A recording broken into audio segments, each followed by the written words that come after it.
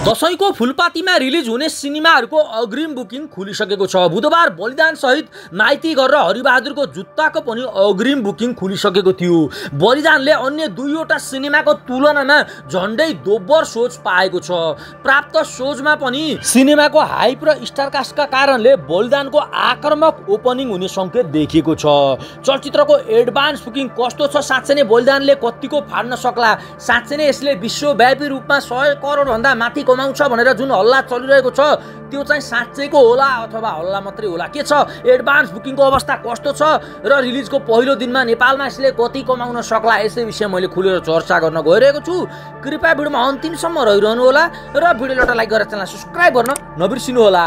चलचित्र बलिदानको चर्चा यति बेला नेपालमा मात्रै होइन विश्वव्यापी रूपमा रहेको छ र एडभान्स बुकिङ खोल्न भन्दा अगाडि चलचित्रको चर्चा खासै धेरै थिएन। जब एडभान्स बुकिङ खुल्यो नि त्यसपछि चलचित्रको चर्चा भयङ्कर मात्रामा बढेको देखिएको छ। चर्चा त पहिला भयङ्कर थियो तर यो जुन आन्दोलनले गर्दाखेरि फेरि चर्चा सेलाएको थियो। अहिले बुकिङ खुलेसँगै फेरि चर्चा बढेको छ। बुकिङ पनि यति आक्रामक भएको छ कि होइन आक्रामक पनि पहिलो पटक डराएको छ।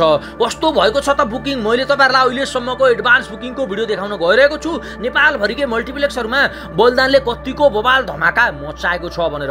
ल हेर्नुहोस् है, मैले एपलाई ओपन गरिसकेको छु। हेर्नुहोस् त सो भयङ्कर छ है, भयङ्कर। ल हेर्नुहोस् यति सो बवाल छ कि कति ठाउँमा त हाउसफुल भइसकेको छ। यानि समीर भट्टको धमाका चान्चुन हुनेवाला छैन, बवाल हुनेछ, आगो आँधी तुफान हुनेछ भनेर अनुमान लगाउन सकिन्छ। ल हेर्नुहोस् तपाईँहरूले देख्न सक्नुहुन्छ होइन सोच कति धेरै छ भनेर फिल्मसँग। ल हेर्नुहोस् पहिला बाह्रगाउँको पालोमा चाहिँ सुरुवातीमा होइन बाह्रगाउँले अलिकति कम सो दिएको थियो तर बलिदानलाई हेर्नु त सुरुवातीमै यस्तो बवाल सोच दिएको छ। अब हलमा फिल्म लागिसकेपछि अझै दर्शकहरूको प्रतिक्रिया बवाल आएपछि के होला? तपाईँहरू सोच्नुहोस् कस्तो धमाका हुनेछ भनेर। बलिदानको धमाका चान्चुन होइन बवाल हुनेछ, बवाल। हेर्नुहोस् त अहिले त खाली देखिएको छ होइन, कति ठाउँमा हाउसफुल पनि तपाईँहरूले देख्नुहुन्छ। हेर्दै जानु होला है, खाली छ भनेर नडराउनुहोस्। ल हेर्नुहोस्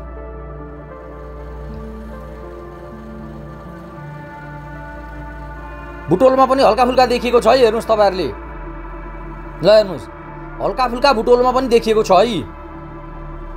बिर्ता मोडमा पनि अलिअलि देखिसक्यो, देख्नुभयो नि तपाईँले।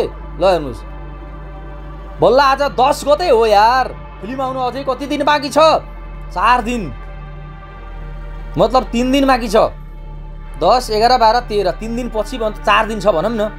ल हेर्नुहोस् अवस्था यस्तो छ अहिले नै। हेर्नु त डेन्जर भइसक्यो क्या, डेन्जर। ए आमा समीरले खान्छन् यार, फाड्छन् पुरै यार। इलाका तम्रा होइन धमाका हम्रा। भारत पनि हल्लिँदैछ, विचार गर्नुहोस्। र भारतमा पनि कहिले लाग्छ अब त्यो चाहिँ अहिलेसम्म जानकारी त आएको छैन होइन। जानकारी आएपछि त्यसको बारेमा पनि तपाईँलाई भन्नेछौँ। तर भारतमा पनि आउँछ, हिन्दी भाषामा आउँछ, ढुक्क हुनुहोस्। याप क्युबमा हेरौँ, याप क्युबमा कस्तो छ? याप क्युबमा डेन्जर छ कि छैन? 70 हुन्छ, 70। ल हेर्नुहोस् 70 याप क्युबमा हल्का फुल्का देखिएछ नि, देखेकै छ के? खाली त कोही पनि छैन, डेन्जर हुँदैछ, डेन्जर। ए आमा ल हेर्नुहोस् मान्छेहरू कति तडपिएका रहेछन् यार बलिदान हेर्नका लागि यार। यो चाहिँ जस बुकिङले देखायो के? कतिले भन्छन् नि बुकिङ हुन्न नेपालमा। ए बाबा बलिदानको यस्तो बुकिङ कसरी भयो त नि? बुकिङ डेन्जर हुन्छ नेपालमा, बवाल फिल्म आउनुपर्छ कि। लामो समयपछि यस्तो धमाका देखिरहेको छ यार। ल हेर्नुहोस्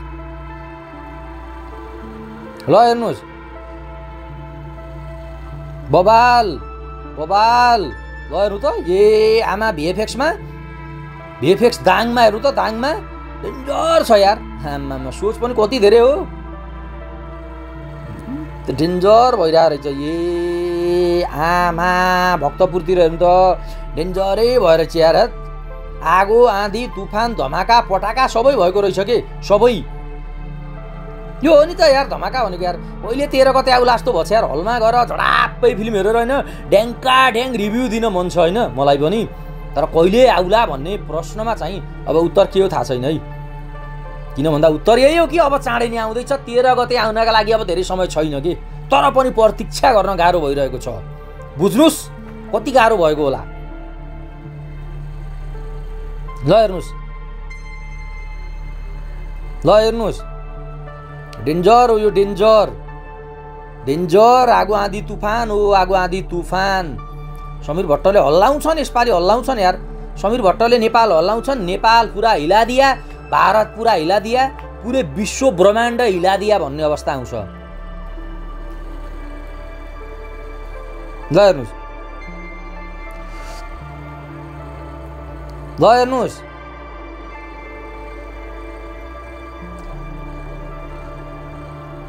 हेर्नुहोस् ए आमा, ल हेर्नुहोस् डेन्जर हो डेन्जर। पाथिभारा सिनी प्लाजामा पनि डेन्जरै रहेछ है। तपाईँहरू ढुक्क हुनुहोस्, आगो हुन्छ, आगो आँधी तुफान हुन्छ। ए आमा एसटिएसमा त डेन्जरै रहेछ के। एसटिएसमा त के हो, टिकटै पाइन्न के एसटिएसमा त। ए आमा पुरै अहिलेदेखि हाउसफुल छ त, के हो यार। यस्तो क्रेज त भारतीय फिल्मको पनि देखिन्न यार, जुन नेपाली फिल्मको हुन्छ यार। बबाल नेपाली फिल्म आयो भने नेपालीहरूले कति माया गर्दा रहेछन् नेपाली फिल्म हेर्नु त। झन्डु फिल्म त आउनु भएन नि त, बबाल फिल्म आउनु पर्यो। अहिले लगभग होइन सबै नेपाली फिल्मलाई माया गरेका छन् दर्शकहरूले। तर बलिदानको हाइप भनेको छुट्टै छ, बलिदानको धमाका भनेको छुट्टै छ, बलिदानको आगो भनेको छुट्टै छ कि। ल हेर्नुहोस् तपाईहरुले देख्न सक्नुहुन्छ के। जस बुकिङ बिस्तारै आक्रामक हुँदैछ। यहाँ त रिलिजको पहिलो दिनमा त हैन लगभग हलमा टिकट पाइँदैन, पक्का पक्की छ। यदि बुकिङ अहिले गर्नु भएको छैन भने चाँडो गर्नुस् है। बलिदानको त टिकट पाइँदैन, अरु फिल्म जस्तो हैन, हचुवा हैन। र यसको त डेन्जर छ क्रेज। आगो बाल्छ यसले, आगो। ल हेर्नुस् हैन, बेलेमा आफ्नो टिकट चाहिँ सुरक्षित राख्नुस् है, नत्र त फेरि पाइँदैन नि, गाह्रो हुन्छ त नि के हैन। अब बलिदान हेर्ने पनि भन्ने अनि टिकटै बुकिङ नगरे त कहाँ हुन्छ र हैन। मैले पनि अब आज टिकट बुकिङ गर्न पर्छ कि भनेर हेर्दैछु हैन। अवस्था यस्तै भयो भने त कहाँ टिकट पाइन्छ त नि हैन। र त्यही भएर बेलैमा अब बलिदान हेर्नका लागि टिकट सुरक्षितै गर्नुपर्ने अवस्था देखिएको छ। बलिदान भनेको बलिदान नै हेर्नु त। ल हेर्नुस् आमामामा बिग मुभिजतिर हेर्नु त, ए डेन्जर भएछ यार। बिग मुभिजतिर पनि डेन्जर आगो आँधी तुफान धमाका पटाका हो। अब यस्तै पटाका देख्न पाइयो भने त बलिदानले अब 4-5 करोड रिलिजको पहिलो दिनमा नकमाउला भनेर कसले भन्छ। त्यसैले पनि बलिदानले धमाका मचाउँछ, आगो बाल्छ भनेर भन्दा फरक नपर्ला। तपाईहरु पनि समीर भट्टको ठुलो फ्यान हुन्छ, चलचित्र बलिदान हेर्नका लागि तडपिरहनु भएको छ भने कमेन्ट बक्समा गएर प्रतिक्रिया दिन नबिर्सिनु होला। र भिडियो मन पर्यो भने भिडियोलाई लाइक गरेर च्यानललाई सब्स्क्राइब गर्न पनि नबिर्सिनु होला। आजलाई भिडियो यति नै भयो। अब फेरि अर्को नयाँ धमाका भिडियोको साथमा उपस्थित हुने नै छौँ। तबसम्मका लागि नमस्ते, बाइ बाइ।